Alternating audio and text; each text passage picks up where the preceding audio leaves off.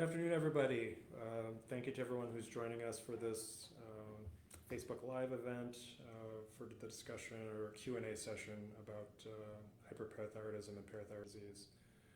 My name is Dr. Jamie Mitchell. I'm the senior surgeon and the medical director at the Norman Parathyroid Center in Tampa, Florida. Our surgical practice is dedicated entirely to the treatment of hyperparathyroidism, and we are the highest volume surgical center for this disease in the entire world. We're fortunate to be able to operate at the Hospital for Endocrine Surgery, where our sister practices of the Clayman Thyroid Center and the Carling Adrenal Center do all of our operations. We were able to design this hospital several years ago just for our patient population, and it's the only hospital of its kind in the world dedicated entirely to the care of the endocrine surgical patient.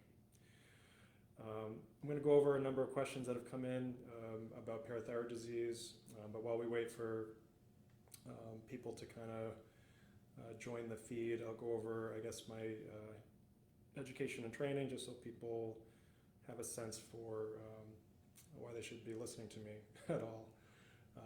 My undergrad studies in biology and pre-med were at a small Jesuit school in Massachusetts called Holy Cross.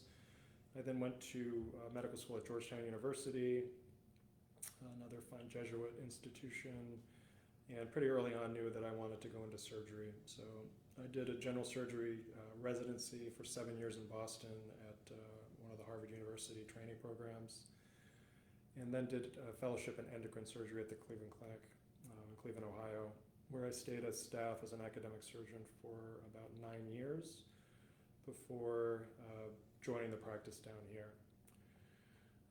Hopefully that's enough time to get people settled and jumping online to join us.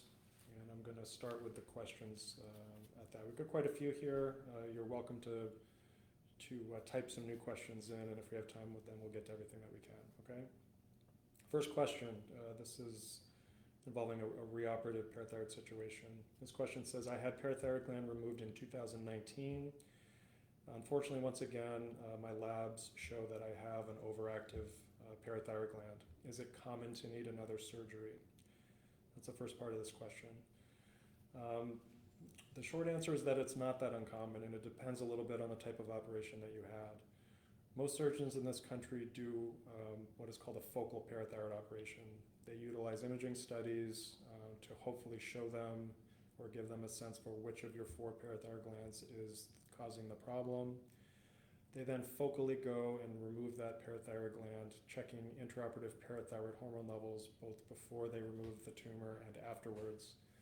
And there are criteria to predict cure by doing that called the Miami criteria. If the Miami criteria are met, they don't do any more surgery, meaning they don't check the other parathyroid glands, and they assume that the patient is cured. The problem with that approach is that studies have shown, and my partners and I, when I was at the Cleveland Clinic, did two studies about this, that if you utilize Miami criteria alone to predict cure with focal surgery like this, you'll miss abnormal parathyroid glands up to 30% of the time. And so patients who have focal parathyroid operations up to 30% of the time require another operation, sometimes within a few years. And so if that's the type of surgery that you had, it's not that surprising that you show evidence of disease again. The second part of that question is, did another tumor grow since 2019, or was it always there? Either is possible. It's hard to know for sure. It depends a little bit when the lab data became abnormal. Most of the time, if you've had a focal operation and you have recurrence of disease within a few years, you had another abnormal parathyroid gland that just wasn't checked. So that's probably the most likely explanation, although it is possible if your labs have only become abnormal 5 years later that you just were unlucky and developed another one, but probably the former is true, okay? All right, here's another question about post-op monitoring.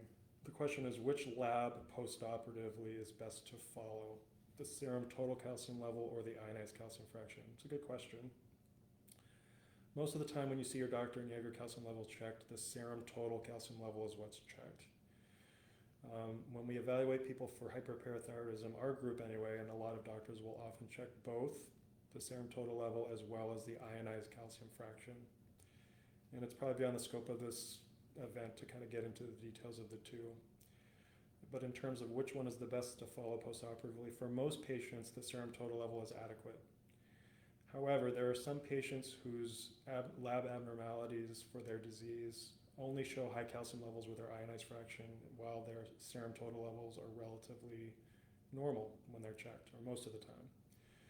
Most patients with this disease will have abnormality of both, but some, for whatever reason, only the ionized fraction shows elevation. If you're that type of patient, then I would say, yeah, you should have the ionized fractions checked postoperatively to make sure that you're all set. But for the majority of patients, the serum total level is adequate. If you want to be as complete as possible, then have your doctor, check both. Okay, let's see. Here we go. Next question. I have all the symptoms of parathyroid disease. My calcium has been elevated over 10 for the last several years, but my doctor will not entertain hyperparathyroidism because my parathyroid hormone level is only 48. Is it possible that parathyroid disease with parathyroid hormone levels within the normal range? This is a really good question, and the answer is yes. While the classic set of biochemistry for making the diagnosis of hyperparathyroidism involves having a frankly elevated calcium level and a elevated parathyroid hormone level, the reality is that probably 20% of patients or more who have this disease have parathyroid hormone levels that measure within the normal range. That does not mean you don't have this disease, and it's a common mistake that I see doctors make with their patients. For example, they'll notice a calcium is elevated, they'll check a hormone level, and it's within the normal range, like this patient at 48, and they'll tell the patient, you're fine, you don't have a problem. The concept is the following to explain why that's incorrect. The only reason your body secretes parathyroid hormone is when your calcium is too low. Okay, your calcium levels fluctuate within a range, and that's okay, but if it gets too low, parathyroid glands have cells that can sense that low calcium level, and they will secrete parathyroid hormone in response to that. The only job of parathyroid hormone is to elevate or raise your calcium levels back up to normal when they're too low. So if your calcium is elevated for any reason, your body doesn't really have any reason to be secreting any significant amount of parathyroid hormone. Usually it's quite low. Therefore, if your calcium is elevated and your PTH values are within the normal range, that's inappropriate for that calcium level. So a PTH of 48 or 40 or 50, or even in the 30s when your calcium is frankly elevated, is inappropriately normal and is actually consistent with primary hyperparathyroidism. So don't let your doctor make that mistake with you. If they won't move forward with considering the diagnosis, then feel free to reach out to us and we'll help you. Great question. Okay.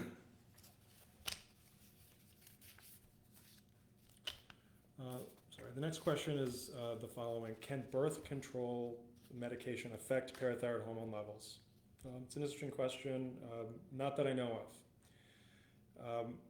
There are a couple things, common things that patients take that can affect parathyroid hormone levels and can confound those data when you're trying to figure out if someone has this disease or not. And I think that's important to mention. One of those things is biotin. It's a supplement that people take primarily for hair loss or hair and nail health. But biotin interferes with the parathyroid hormone assay such that it falsely lowers those results. So for patients who are taking biotin, if their doctor checks their PTH, it'll often be low or in the normal range when really it's elevated. It can throw off the diagnosis, so be aware of that. The other common medication that can affect these numbers are medications that patients take for bone loss. For example, Prolia is a common anti-resorptive medication for trying to increase bone density. And that after injection with that drug, both calcium and parathyroid hormone levels are affected. So it's important to know these things if you're being evaluated for this disease or your doctor's trying to figure out if you have this problem. Make sure you're not on these medications or that your doctor knows about it. Next question, I think I will need thyroid nodules removed while I have my parathyroid surgery. Is it possible to remove nodules while saving the thyroid? The answer is yes. The majority of thyroid nodules that we encounter are benign. While that's not always the case, the overwhelming majority are benign. And so if that's the case, formal removal of half or all of the thyroid is really unnecessary.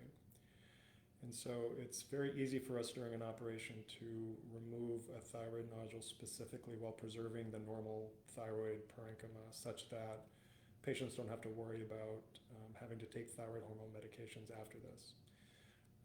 Removing nodules does not affect the function of the thyroid itself because thyroid nodules in general don't make any hormone, so removing them doesn't have any effect. The short answer is yes. We often do remove thyroid nodules so that patients don't have to worry about that in the future, so that their doctors don't keep wanting to stick needles in those nodules or have to continue to have ultrasounds to follow them. It's very easy for us to remove thyroid nodules during the operation.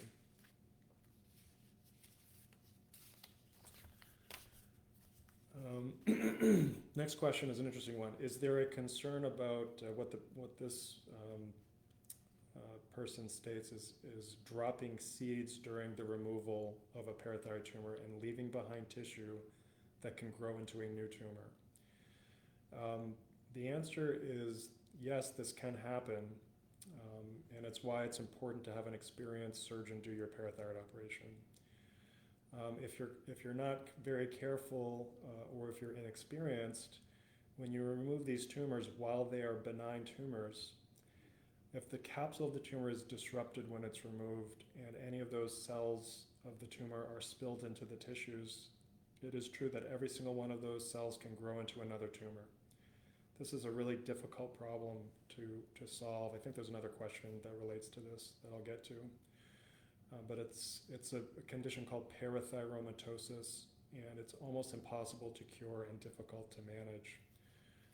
So I think the big point for me is to consider these types of problems or complications from this operation is why it's really important to have a very experienced surgeon take care of you when you have this disease. Okay, this is a pretty specific question, but I want to get to everybody's.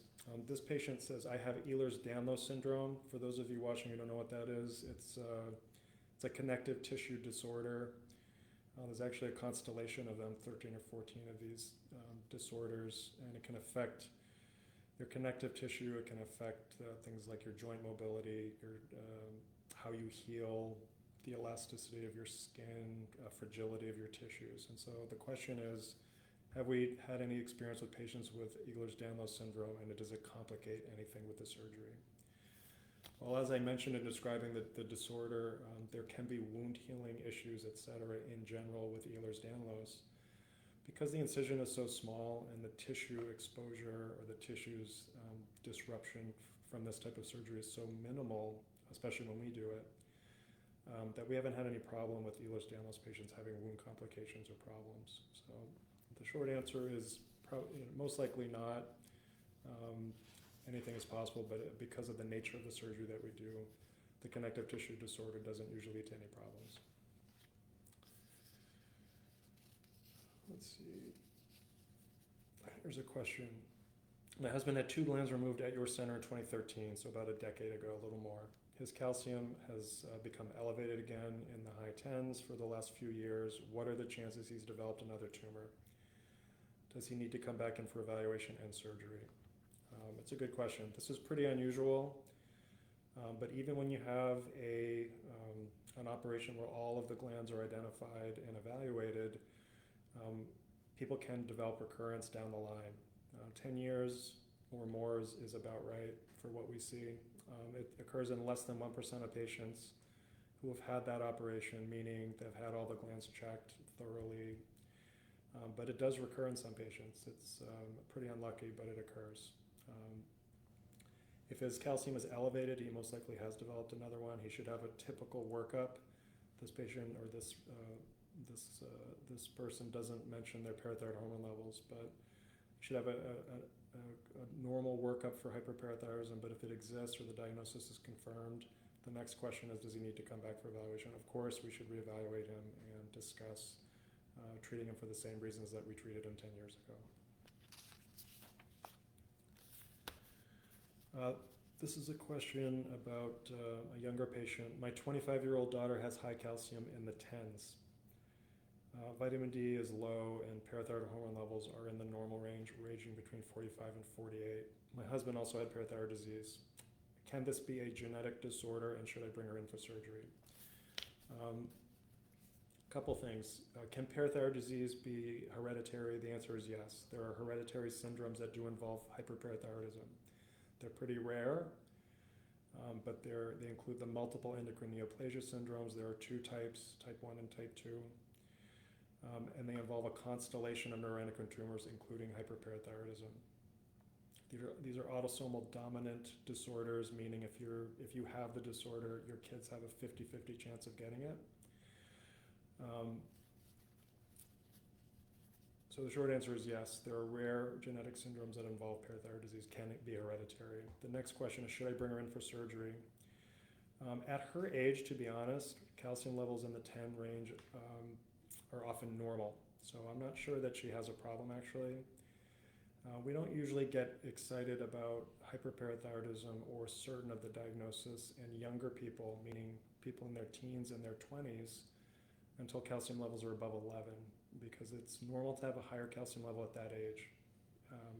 Calcium in the 10 milligram per deciliter range is often normal at that age, and with normal parathyroid hormone levels, this is probably normal lab data for your daughter.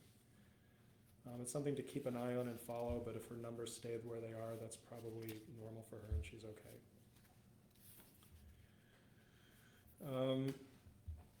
This is a follow-up to the previous question. This is from a patient who has parathyromatosis. Okay, the question is, what is the likelihood someone with parathyromatosis, which I explained a couple questions ago, who has had 4 previous parathyroid operations and complicated by a paralyzed recurrent laryngeal nerve and a paralyzed vocal cord, can they ever be cured from this disease? Do we see patients with this situation?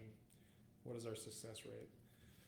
As I mentioned before, this is almost impossible to cure when you have this problem. There are countless cells of parathyroid tumor within the tissues, and over time they continue to grow and develop new tumors that need to be removed. The best that you can do is control the disease when there are imageable tumors that we can identify and remove, then that's what should be done. And often that can get the numbers, the calcium levels, the hormone levels back down into the normal range for a period of time, but it almost always will recur. And so once the levels become elevated, imaging should be done. If we can see disease to go after surgically, then we'll do it, and hope that it will keep the calcium and PTH at least lower, if not in the normal range for a period of time. Curing these patients for anybody, including us, is essentially impossible, though, unfortunately. Let's see. Here's the next question. I've been struggling for about 2 years with symptoms getting progressively worse. I'm barely functional at the moment. I saw my primary care 7 weeks ago. Calcium was 10.5. Vitamin D was low. We've repeated the lab several times, all with high calcium and borderline PTH values and low vitamin D. My doctor says it's not hyperparathyroidism because of the low vitamin D. Is it possible to have hyperparathyroidism with low vitamin D levels? This question drives me crazy because I see this mistake made all the time with doctors. I think I mentioned this earlier, but it is actually expected that your 25 hydroxy vitamin D levels will be low when you have hyperparathyroidism. Doctors should know this. One of the things that parathyroid hormone does to raise your calcium levels is to convert 25 hydroxy vitamin D to its more active 125 dihydroxy form. So classically, patients who have hyperparathyroidism will have high calcium levels, normal or high parathyroid hormone levels, a low 25 hydroxy vitamin D level, and a normal or elevated 125 level. The labs that are being mentioned in this question are classic labs for hyperparathyroidism. So it just means that this doctor doesn't understand the disease or the physiology, and the short answer is that it sounds like you do have hyperparathyroidism. So in this particular instance, I would say ignore your doctor and either see an endocrinologist, or if it's an endocrinologist, feel free to reach out to us, because it sounds like you need surgical treatment for this. Good question, though. Common mistake. Next question, are the Norman Parathyroid Center and Tampa General the same? I'm confused because I was told to go see Norman at Tampa General, but from your website it seems like you were at a different hospital. Please, can you explain this? This is a really good question. The answer is no. The Norman Parathyroid Center is no longer associated or affiliated with Tampa General Hospital in any way. For the first 25 years of this practice, we operated at Tampa General Hospital. That is true. But Dr. Norman left Tampa General excuse me, for partnership with a different healthcare entity, Healthcare Associates, and we moved into our own hospital, the Hospital for Endocrine Surgery that I mentioned before.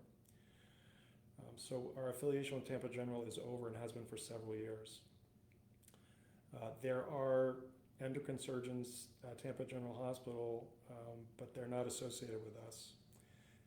Unfortunately, they tend to take advantage of the confusion that patients have who think we're still there for business, I guess, because a number of our patients have unfortunately ended up there when they thought they were having surgery with us.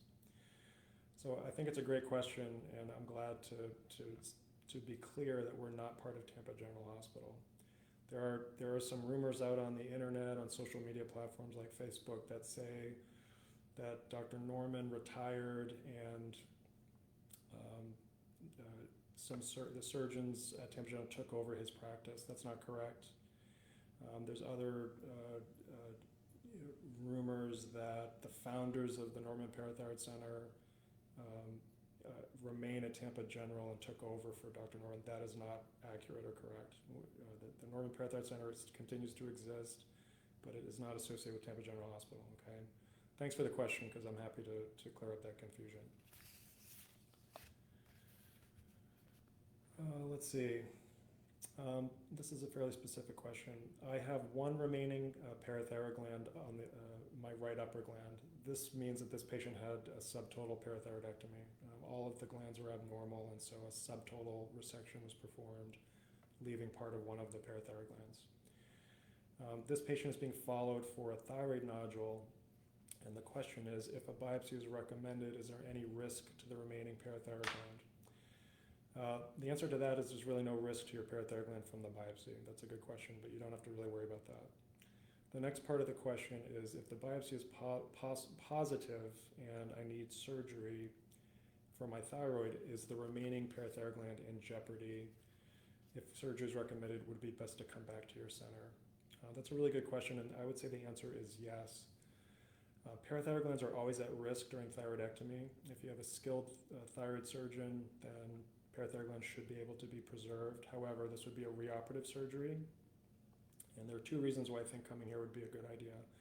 Number one, the thyroid surgeons at the Claimant Thyroid Center are as experienced with thyroid surgery as we are with parathyroid surgery. They are the best in the world at it. And so a complicated operation like this, where it's a reoperation, I would always recommend coming to see them. The second part of that is that because we all work together so closely, we can communicate with the thyroid surgeons and tell them exactly where this gland is located anatomically. That would be very helpful for them to help them preserve that gland during the thyroidectomy, knowing that ahead of time. That's one of the benefits of this center, where we work very closely with the thyroid surgeons. We all work in the same hospital, and we collaborate fairly frequently in cases like this. So, good question. Let's see, give me 1 second.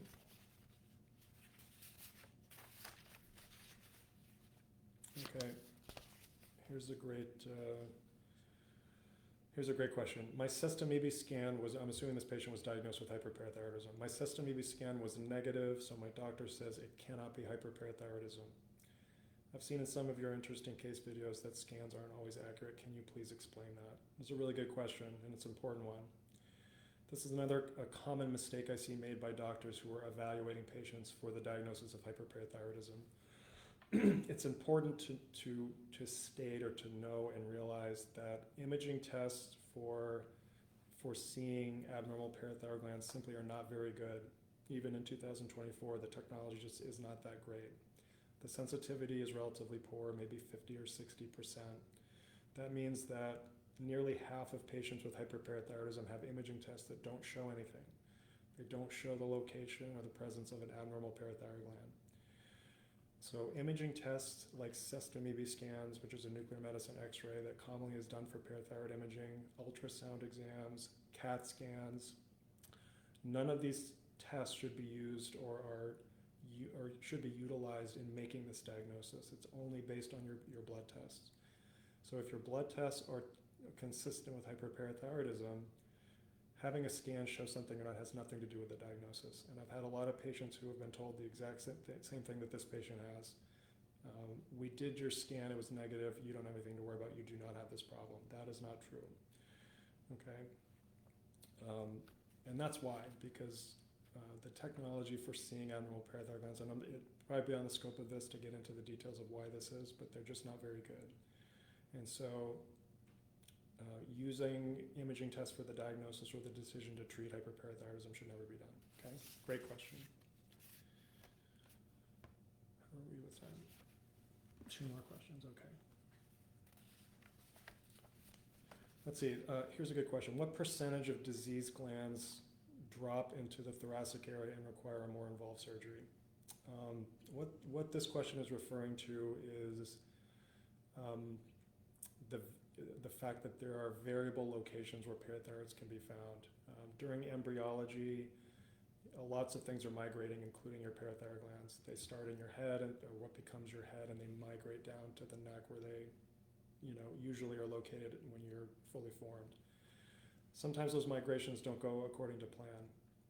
And so glands can sometimes end up lower than the neck, as is described in the chest. Usually these are embryologic lower glands, and they end up being located within thymic tissue because lower parathyroids and the thymus are derived from the same embryologic precursor tissue. So we often find parathyroid glands within thymic tissue.